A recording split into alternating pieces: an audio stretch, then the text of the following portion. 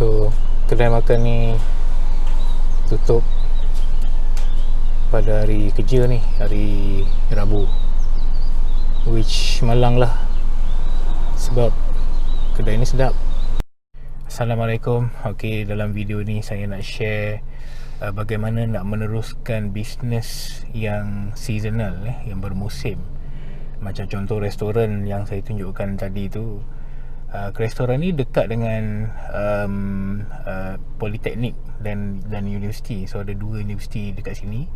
Jadi mereka mengharapkan market daripada student, daripada lecturer. Jadi apabila cuti, universiti cuti ataupun PKP, ataupun kalau tak ada PKP pun biasanya memang akan ada cuti semester dan sebagainya. So musim-musim macam ni, restoran-restoran macam ni susah lah nak dapatkan sale yang biasa, yang banyak. Mereka punya sale akan turun. So saya hajat saya buat bisnes, hajat saya buat video ni, bukan buat bisnes, hajat saya buat video ni untuk share beberapa tips lah, macam mana kita nak at least menyambungkan kita punya kesinambungan daily sale, walaupun musim tutup, musim PKP, musim cuti, untuk bisnes yang bermusim. Jadi bagi saya, salah satu poin penting, anda kena betul-betul beramah mesra dan mengenali pelanggan-pelanggan yang lokal, which is pelanggan-pelanggan yang duduk dekat area ni, perumahan-perumahan yang berdekatan ni. Kat sini ada rumah-rumah, ada taman-taman perumahan. Itu yang pertama. So, dan yang kedua, kena rapat dengan orang-orang yang bekerja di kawasan ni. So di kawasan ni ada banyak sekolah, sekolah rendah, sekolah menengah, ada beberapa jabatan-jabatan kerajaan juga di sini, pejabat-pejabat, bomber, balai polis. So mereka ni semua adalah customer-customer kita yang akan menyokong anda di waktu low season. Jadi bagi saya pentinglah untuk kita kenal siapa kita punya customer ni, dan untuk bisnes macam contoh restoran ke, farmasi ke, bengkel kereta, bisnes yang lokal, anda ada foot traffic yang masuk. Setiap hari ada foot traffic yang masuk kan, orang datang kedai. Bukan macam bisnes online. Bisnes online ni tak ada kedai, mereka kena cari trafik sendiri dan kena bayar trafik sendiri. Tapi untuk bisnes yang offline, ada kedai, ada foot traffic yang masuk. Dan foot traffic, setiap foot traffic yang masuk ke kedai kita ni amat berharga. Sebab mereka masuk kedai kita, kedai anda, diorang jadi customer. Macam restoran, kita dah jadi, memang dah ada customer. Customer ni terbukti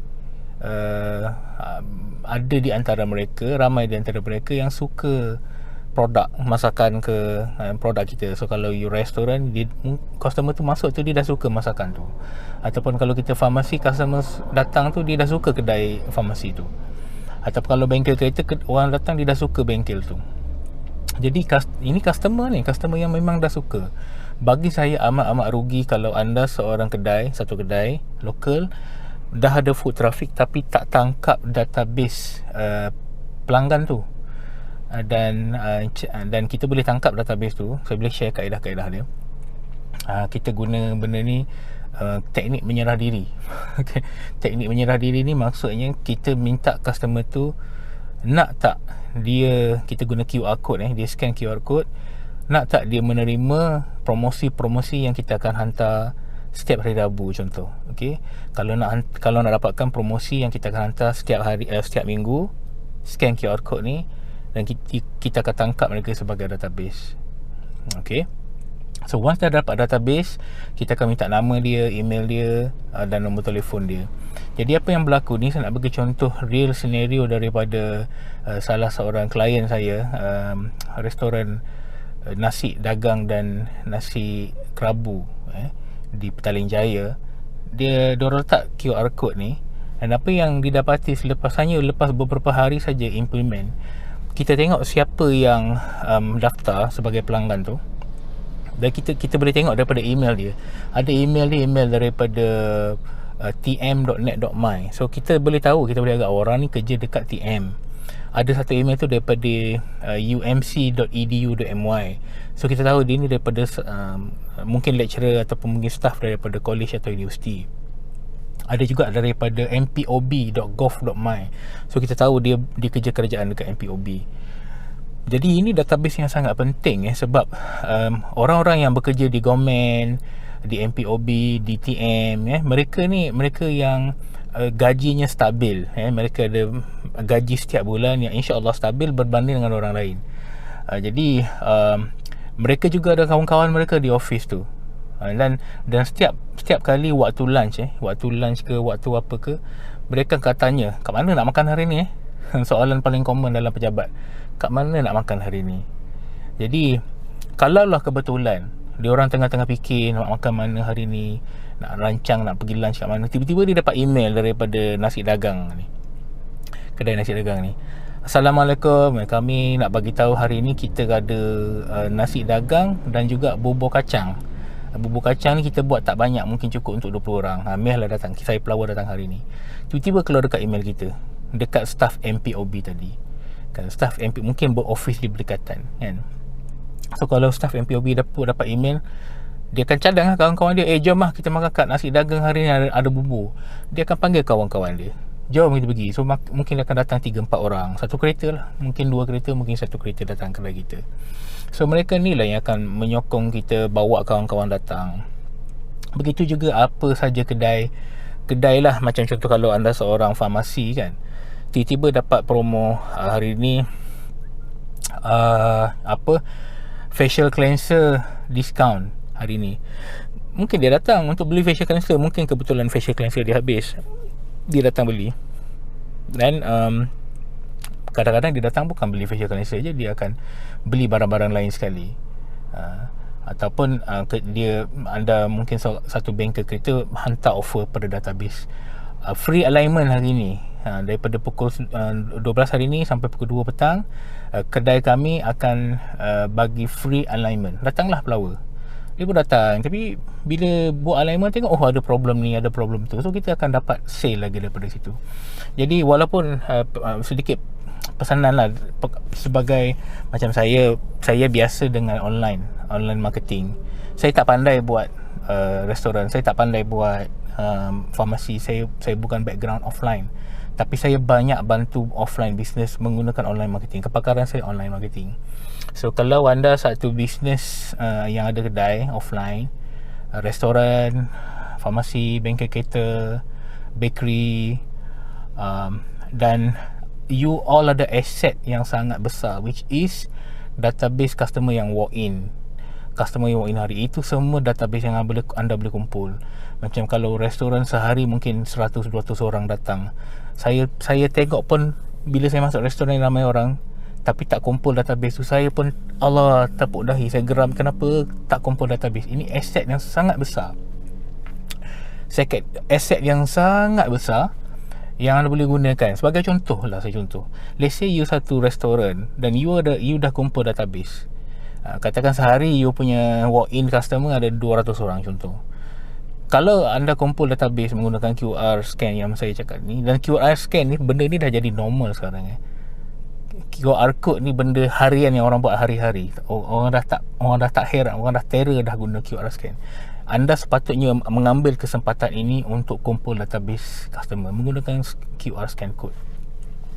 Scan dia orang punya, macam contoh lah, letak je gambar scan tu dekat kaunter kan. Lepas tu minta cashier kita cakap, kalau nak terima kita punya promosi, scan lah. So mereka akan menyerah diri. Mereka dengan volunteer nak terima promosi dari anda. Jadi hantarlah promosi, jangan takut-takut hantar. Mereka menyerah diri nak menerima promosi. Mereka nak support anda, mereka nak support anda, nak sokong anda. So please kumpul database. Saya ada satu klien lagi, bakery kecil je, bukan bakery kecil, seller orang banyak, tapi physical kedai dia kecil aja, pun boleh kumpul sampai 7,000 database. 7,000 database.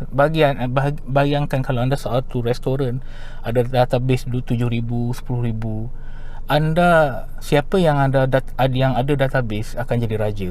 Sebab apa? Contoh, katakan anda ada database 7,000 database.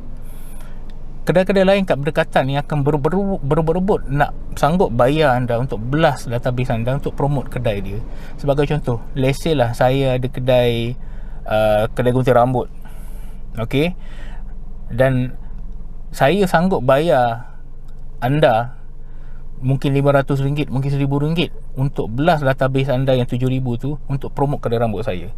Dan asalkan kedai makan anda di sebelah kedai gunting rambut saya sanggup keluar duit sebanyak tu untuk tarik crowd. So kalau anda ada database, anda boleh buat pengiklanan lagi, extra income daripada mengiklankan database anda kepada kedai-kedai berdekatan. Offer pengiklanan, saya boleh blast, offer 500 ke 1,000 ke setiap kali blast, ataupun ada arrangement lain ke macam mana ke, kerjasama ke, macam-macam anda boleh buat. So saya sarankan jika anda satu kedai offline dan memang dah ada foot traffic, berapat-rapatlah dengan local customer yang tinggal berdekatan, especially yang kerja government, kerja-kerja swasta, polis, bomber, macam contoh, macam balik pada contoh MPOB tadi tu kan, pekerja MPOB tu, government servant tu, saya boleh blast, saya boleh email pada dia personally, pelawar dia, Assalamualaikum, saya perasan tuan daripada MPOB, saya daripada restoran nasi dagang, secara peribadi nak jemput lah tuan datang ke kedai saya, dan jemputlah kawan-kawan sekali yang kerja di MPOB. Hari ni saya offer semua staff MPOB diskaun 10% untuk makan di kedai saya. Pelawar orang lain. So bila kita bayangkan, itu baru MPOB, belum lagi email-email lain daripada company-company lain yang hanya daripada email kita boleh tahu dia kerja kat mana. Kita boleh tahu. Dan dalam email ni, kelebihan email ni kan, bila kita hantar dan kalau dia orang reply, sometimes dalam reply dia orang tu kat bawah sekali ada dia punya email signature dia, footer dia, signature dia, kita boleh tahu dia kerja mana dan jawatan dia apa. Saya pernah ada satu klien saya ni TMPL Backpackers, backpacker company travel. Dia pernah dapat reply pada seorang timbalan pengarah di Petronas ke something macam tu lah, jawatan tinggi lah di Petronas. So apa yang klien saya buat, dia email balik pengarah ni di Petronas ni, ajak makan di hotel dan just sembang-sembang je. Dia sembang sebagai tanda penghargaan kerana jadi customer. Tapi dalam dia menyembang di hotel tu, dia berjaya tarik staff Petronas lain untuk mengambil package percutian bersama dia. Dan hanya just guna database marketing ni saja, email marketing ni saja, syarikat travel TMPL Backpackers ni berjaya memenuhkan semua package percutian sepanjang tahun tanpa kos pengiklanan lain. Mereka hanya guna database marketing, email marketing semata-mata. Itu saja mereka guna. Okay, so saya nak cabar dan saya nak minta sahut seruan lah kepada pengusaha local business, kedai-kedai offline. Anda sudah ada aset yang sangat berharga, which is walk-in customer. Tangkaplah database mereka. Jika perlukan kepakaran ataupun bantuan bagaimana nak implement, saya ada caranya, saya ada teknologinya, saya ada pengalamannya yang boleh membantu anda implement benda ini secepat mungkin dengan result yang bukan agak-agak. Kita ada kempen-kempen yang kita dah buat selama lebih 8 tahun, dekat 9 tahun, dan saya dah hantar 20 juta email lebih, kempen-kempen email.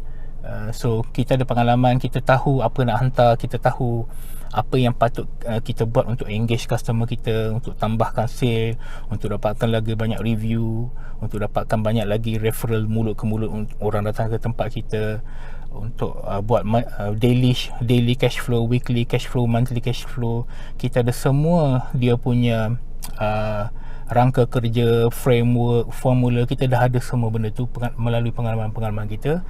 Boleh engage dengan kita, boleh engage dengan saya, yang kita boleh bantu anda untuk naikkan sales anda. Dan juga especially di musim-musim slow, tiba-tiba kod lah, tiba-tiba PKP balik ke, anda kena anda boleh blast database je, mengumumkan sorry kita dah PKP balik, tapi restoran kita tutup tapi kita buat delivery. So daripada blast je kita boleh melangsungkan kita boleh memastikan kelangsungan hidup company kita. Ataupun kita nak buka cawangan kan, kita blast pada database kita, okay, kita nak buka cawangan kat sini. So sebelum cawangan kita buka, orang dah beratur menunggu.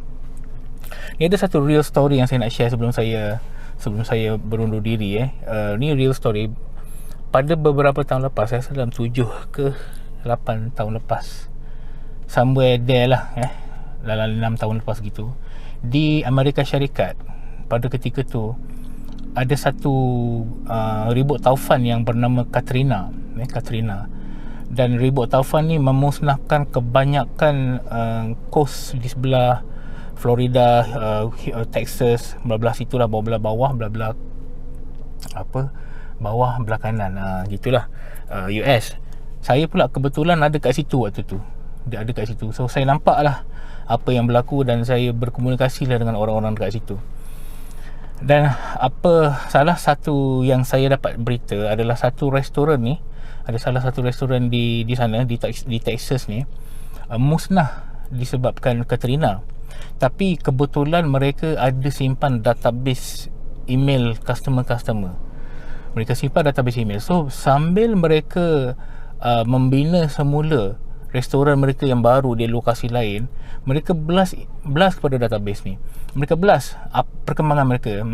So first mereka umumkan, okay, kita punya restoran unfortunately dah musnah, tapi kita akan buka cawangan baru tak lama lagi. Cawangannya di sini, kedainya belum buka. Saya akan bagi tahu progress dari masa ke semasa. Di blast. Lepas tu 2 minggu lepas tu dia blast dan dia hantar gambar. Okey, ni lokasi baru kami, ini gambar dia. Ini baru nak buat piling. Hantar gambar tengah piling. Lepas tu okey, beberapa minggu lepas tu dia hantar, okey, alhamdulillah kita dah, alhamdulillah dia mereka cakap alhamdulillah. Dia cakap okey, kita dah dah bangunkan dinding semua, dah mula proses cat. So dia hantar gambar. Sampailah satu ketika, okey, kita akan mula buat soft launch restoran baru kami. Setelah restoran lama kami dah musnah akibat Katrina, kita akan buka restoran baru, launching date pada sekian-sekian hari bulan. So mereka umumkan launching date. Dan ni real story, pada launching date tu dah ramai orang beratur untuk nak relaunch restoran tu. Maksudnya restoran ni tak perlu tunggu buka dulu untuk ada customer. Belum buka dah ada customer. Kerana apa? Kerana mereka ada database. Okay, so ini real story. Ini bukan saya buat-buat. Dan apa kisah-kisah saya, pengalaman saya tadi, dan juga story-story yang saya share tadi dengan klien-klien saya, semuanya bukan dibuat-buat. Ini real story, hasil daripada macam mana anda ada database. Dan satu lagi last saya nak tekankan, anda mungkin fikir, oh, saya ada database lah yang orang duk tulis-tulis syarat PKP tu kan, kena tulis nama, ambil suhu. Mungkin you ada database tu, tapi saya nak tanya satu soalan, pandai ke nak guna database tu? So sekarang ni you ada database nombor phone kan, macam mana nak buat? First you nak kena salin balik semua orang yang orang tulis tu, salin masuk dalam satu sistem. Mungkin you guna WhatsApp, mungkin you guna Telegram, tak kisahlah, ataupun mungkin you guna SMS. Kalau you nak WhatsApp broadcast, you nak kena create group broadcast. You nak kena invite semua nombor-nombor tu dalam group tu. Dia kena save nombor kita, kita pun kena save nombor dia, baru boleh blast. So banyak proses-proses yang berlaku. Kalau SMS, contohlah you tak nak buat broadcast kan, you nak buat SMS, satu SMS contohlah 10 sen lah, kira mudah. Kalau ada 1000 nombor, 1000 darab 10 sen tu dah berapa dah? 100 kali blast kan. So costing juga tu, sekali blast hanya 120 huruf aja. Apa banyak sangat info yang kita boleh bagi dalam 120 huruf. Okay, so bagi saya, kalau anda ada database, itu step pertama yang bagus. Tapi database yang orang tulis untuk PKP itu bukan database yang anda boleh guna untuk marketing. Mereka bukan tulis itu untuk menyerah diri untuk terima bahan promosi, itu tidak. Mereka kerana terpaksa tulis untuk keselamatan, undang-undang macam tu. Mereka akan marah kalau anda blast mereka menggunakan database tu. Tetapi kalau anda ada satu cara yang mereka memang menyerah diri, mereka angkat tangan, mereka volunteer, mereka cakap, ya aku nak terima promosi daripada kau, itu boleh kita buat marketing. Dan mereka menunggu-nunggu marketing daripada kita. Mereka menyerah diri. So cara you nak kumpul database ni adalah paling elok biar mereka menyerah diri. Okey, paling elok. Tapi kita juga kena kreatif dalam macam apa yang kita offer. Kadang-kadang kita cakap terus terang, kita akan bagi promosi seminggu sekali. Kadang-kadang kita buat kontes, macam contoh salah satu klien dia bagi kontes setiap bulan kita akan bagi kek 1 kilogram percuma. Syaratnya masuk database, masuk dalam peraduan ni kena isi nama dan daftar. Okey, so tu syarat dia. So ada banyak strategi macam mana nak buat orang menyerah diri, asalkan pertama mereka customer kita, kedua mereka menyerah diri. Ada dua syarat ni, insya-Allah lepas tu kita blast macam mana pun, blast tu akan berkualiti, mereka akan respon, sales kita akan naik, mereka akan bagi referral, mereka akan tinggalkan review 5 bintang, macam-macam. Apa yang kita suruh, apa yang kita minta, mudah untuk mereka follow. Okey, itu saja tips untuk saya bagi hari ini. Harap dapat sesuatu dan saya harap kita boleh bekerjasama. Mungkin kita boleh bertukar-tukar expertise saya, boleh tawarkan expertise saya untuk bangunkan online marketing, database marketing anda. Anda pun boleh fokus kepada bidang anda, masakan ke, optometri ke, bengkel kereta ke. Kita kerjasama, we work together untuk naikkan bisnes kita sama-sama. Okay, hubungi saya kalau perlukan bantuan ini. Saya boleh set up, kita boleh buat secepat mungkin, insya-Allah. Dan saya dan tim saya akan hubungi secepat mungkin untuk kita berbual-bual macam mana kita nak set up benda ni.